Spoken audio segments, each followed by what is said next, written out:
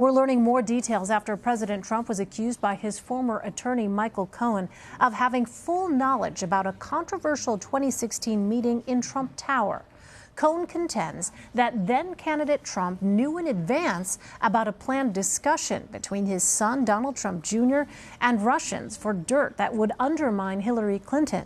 The allegation came days after Cohen's lawyer, Lanny Davis, released a tape recording of Cohen and Trump discussing a payment to a former Playboy model. The president responded Friday on Twitter, saying in part, quote, "I did not know of the meeting with my son, Don Jr. Sounds to me like someone is trying to make up stories to get himself out of an unrelated jam." The Michael Cohen controversy was also front and center on the Sunday morning shows. Here's some of what you may have missed. Who do you believe? It's a good question. I mean, listen, it's not clear to me Michael leaked that, and so I'm gonna stay on the side of the president here. I'm going to take the president at his word that he didn't know. It is a big issue for us. It's a big issue for the president and for the presidency. But we should make sure that we stay on focus, that the Russians are clearly our threat here. Joining me now is Washington Post White House correspondent Ann Gearan. Ann, welcome. Happy to be here. CBS News has confirmed the president's former lawyer, Michael Cohen, is now willing to work with special counsel Robert Mueller. What kind of political problems could this cause for the administration? Well, it actually could cause quite a number of problems for President Trump directly and sort of wider political problems for his administration more generally. Directly, there is no one who we know about publicly who would be potentially in Mueller's camp. I mean, someone who Mueller would have access to their information, a cooperating witness. There's no one other than Cohen who would appear to have as much potentially damaging information about not only President Trump, but his son and some of his close aides, if, as the Mueller investigation is trying to find out, that Trump Tower meeting was something that was widely known within the campaign or whether it was directly known ahead of time by President Trump. President Trump denies that he knew about the meeting ahead of time, but if there's somebody who has some particular piece of evidence, perhaps recorded evidence, perhaps written, perhaps merely the memory of an oral conversation, it may well be Michael Cohen. Well, and on that point, Ann, what kind of impact could this have on the Mueller probe? And does Cohen even make a credible witness at this point?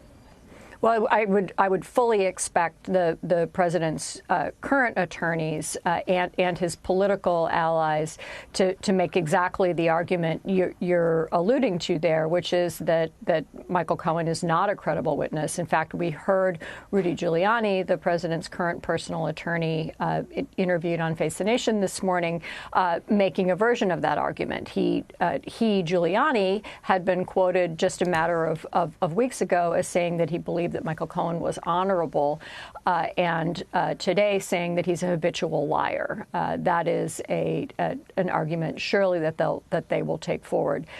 As to really how valuable he might be to Mueller, if he is in fact now providing information to Mueller, it's one of the first places we know of where sort of directly personal and business information related to Donald Trump as in the period when he was a candidate and even before might come into Mueller's possession. And all this comes as Secretary of State Mike Pompeo appeared before the Senate Foreign Relations Committee on Wednesday to answer questions about Russia.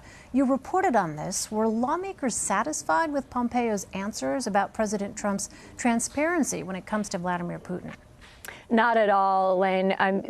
In fact, a couple of Democratic senators afterward said that they are not at all satisfied that Secretary of State Pompeo even knows himself what happened during that approximately 2-hour private meeting between President Trump and President Putin in Helsinki.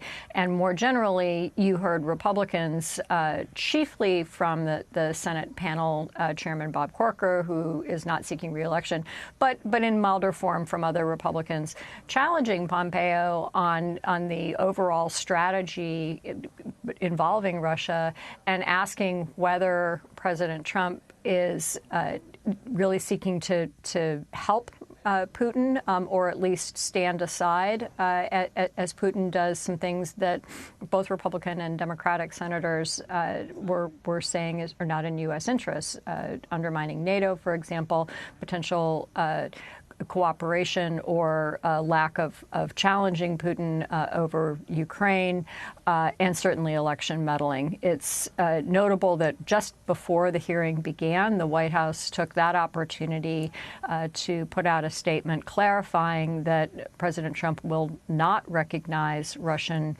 annexation of Crimea, despite the president's comments earlier this spring that suggested that that was something that he might at least consider. So I think they were trying to blunt the possibility that Republican senators would go after Pompeo over Ukraine and over the U.S. sanctions that were applied to Russia about the 2014 Ukraine annexation. Those are sanctions that were passed with Republican support and are dear to many Republican hearts, and they do not want to see the president undermine them. Meantime, we know the president has a domestic agenda. On Sunday, the president tweeted that he would, in part, quote, be willing to shut down the government if the Democrats do not give us votes on border security, which includes the wall. And is he really willing to go this far? And what would be the fallout if he did? Well, we've all learned to never say never with President Trump, right? That way lies danger.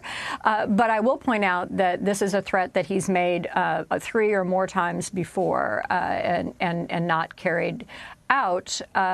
He clearly sees the government shutdown as a leverage point. It's a leverage point that has been effective in getting negotiations with Congress before, and that's most likely what he's doing here.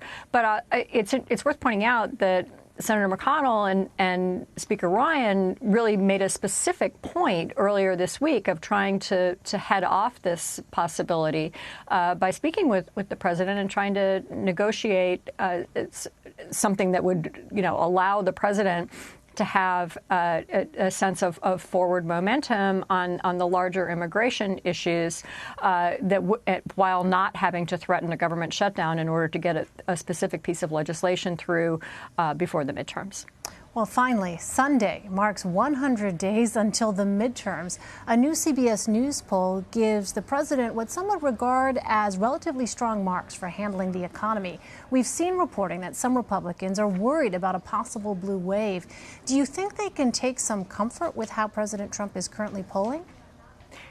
Certainly they can take some comfort there. And the economic numbers are really good. And that is something that President Trump clearly is relishing and feels that he's owed credit for and should take it. And it's true that, presidents get blamed when there are bad economic numbers. So it seems, turnabout is fair play, certainly in his mind, to be able to take credit for numbers that may or may not have a lot that of direct relation to some of his policies. All that said, the positive numbers and the likelihood of some at least short-term continued positive economic momentum is dear to congressional Republicans' heart. It helps it helps every Republican, but certainly Republicans in potentially endangered seats make the argument that they had hoped to be able to make about this president from the beginning, which is watch the results, watch the bottom line. He's passed the tax cuts he promised. He has made immigration an issue exactly the way he promised. He's done a number of other things. He's certainly on trade. That is a fraught issue for many Republicans, but in the larger sense, it allows Republicans to say that he keeps his promises. He's challenging other countries on trade deals. And you think what you will about the tweets, look at what he's done and look at what he's going to continue to do. Look at the Supreme Court, for example. We need Republicans in Congress. That is an argument that they had hoped to be able to make and that he wouldn't undermine them in doing. And they now go into the midterms, at least from this vantage, 3 months out, with enhanced ability to do that. No doubt we'll be hearing the president and Republicans touting all of that and more in the weeks ahead. Ann Guerin, thanks very much, Ann. Thank you.